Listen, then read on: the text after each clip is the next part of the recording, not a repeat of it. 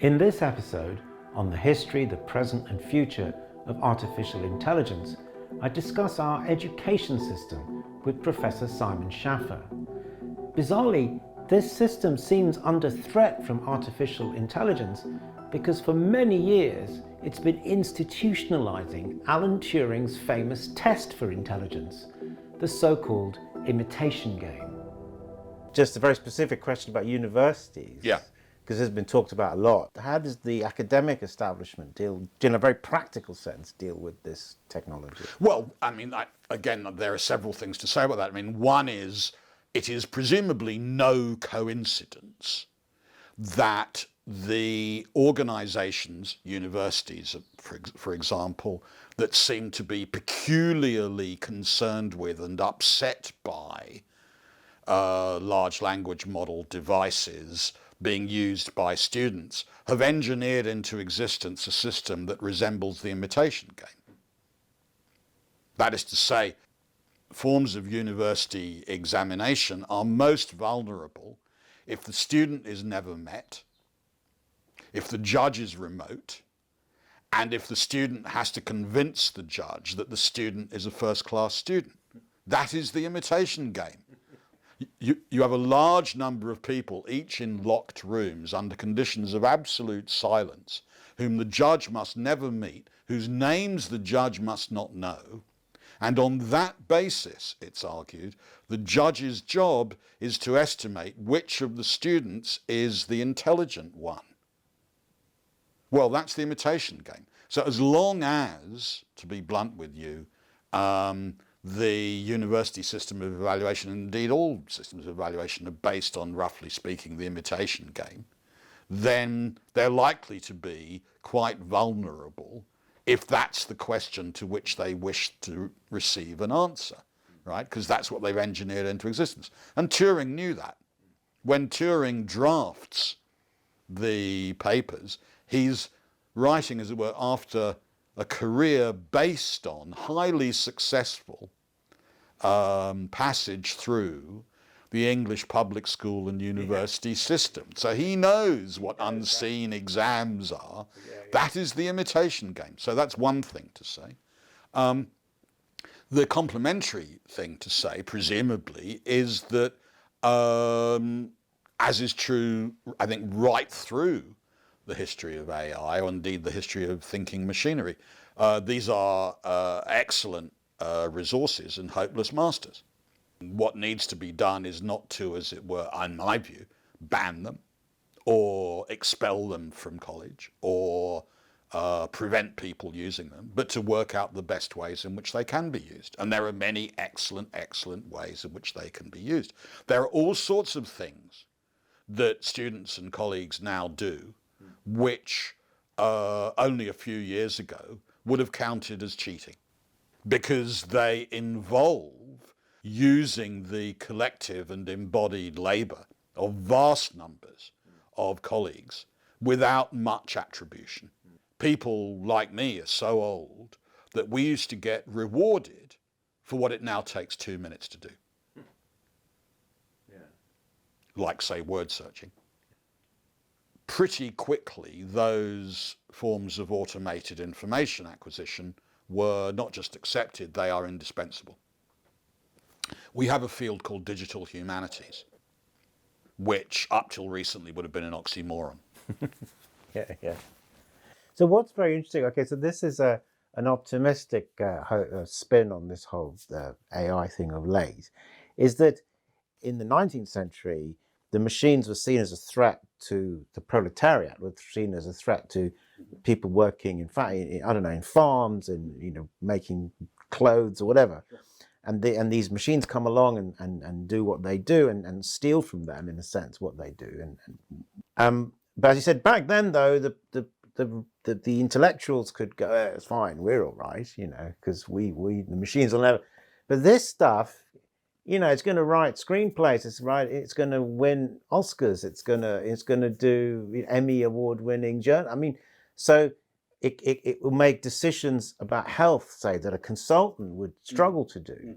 You know, if I had an illness and there was a complicated X-ray and and I went, was a machine, this AI can look at it, or the doc, I would go get the AI.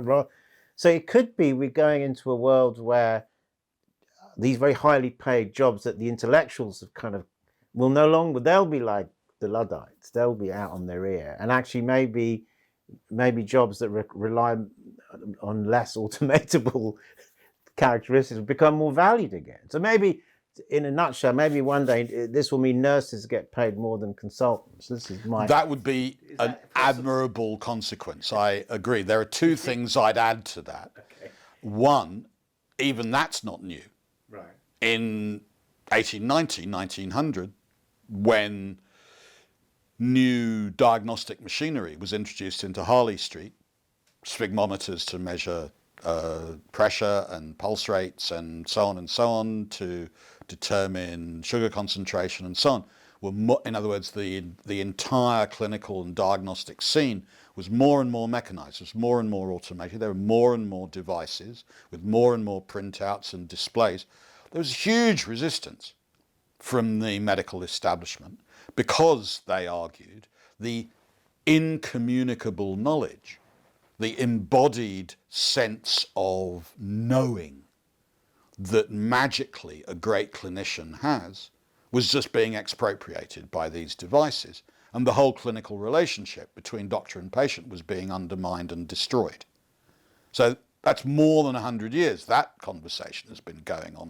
But I see the consultants hung on in there, though, did they? They somehow did, and that would be my second point, which has been made by many experts in this field, that there's not much evidence over very long periods of time for the kind of elimination of absolute labour that is constantly described. This is partly because, as I'd always want to emphasise, for machines to work, they need help.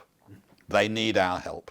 We constantly have to help them out. We constantly have to be there for them. Otherwise, their outputs simply don't mean anything and they just don't work properly.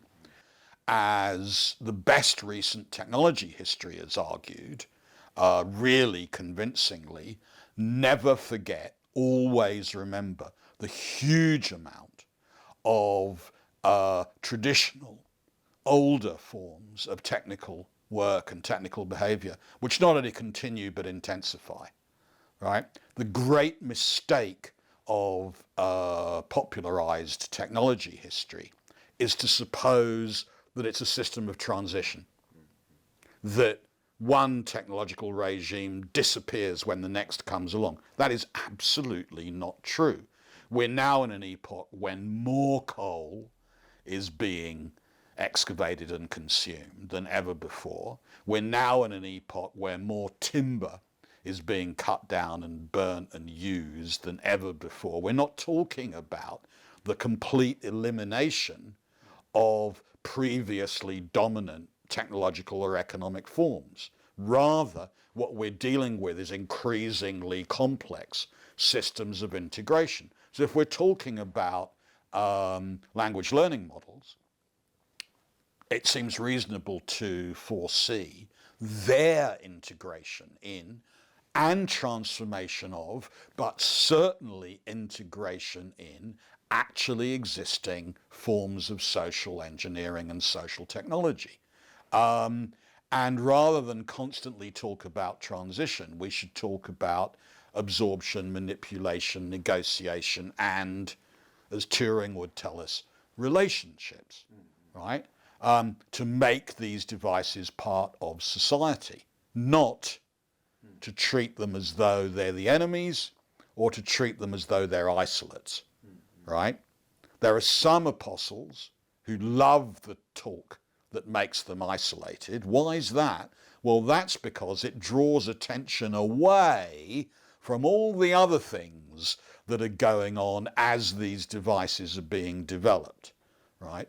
What one of my friends calls the Californian ideology, which tends often to exaggerate the autonomy of these systems, their massive autonomy from what else is going on, from the basic systems of production, distribution and exchange. That is not what's going on. That's not at all what's happening. So when Turing says the managerial class will surround its affairs with mysticism, that's what he means. He means there'll always be this class fraction that will go, no, you can automate calculating logarithms, you can automate deciding who should be employed and who should be fired, but you can't automate what I do, because what I do is inexpressible and it relies on a kind of judgment that machines just don't have. And what Turing is saying is, well, that might be true, but if you put it into relational terms and you apply the imitation game to it, of course it can be programmed. Similarly, and finally, I would say the campaigns around the insistence on the right to preserve and defend one's own labour from being expropriated by language learning models recapitulates more or less point by point centuries old campaigns against the expropriation of skill and their embodiment in the machine. Automation was never just replacement, and it wasn't even in some senses mainly replacement. It was mainly expropriation and embodiment, and that fight is surely really significant. In the next episode, Simon and I look at the social and political story behind the imitation game. Not just a test of machine intelligence, but a reflection on the tortured and secretive life lived by its inventor, Alan Turing. Turing is in the predicament of knowing much, much more than he can say. And he's trying to communicate the lessons of work he cannot in fact describe. If you want to know when the next episode in this series is available, please click the button below to subscribe. Thank you.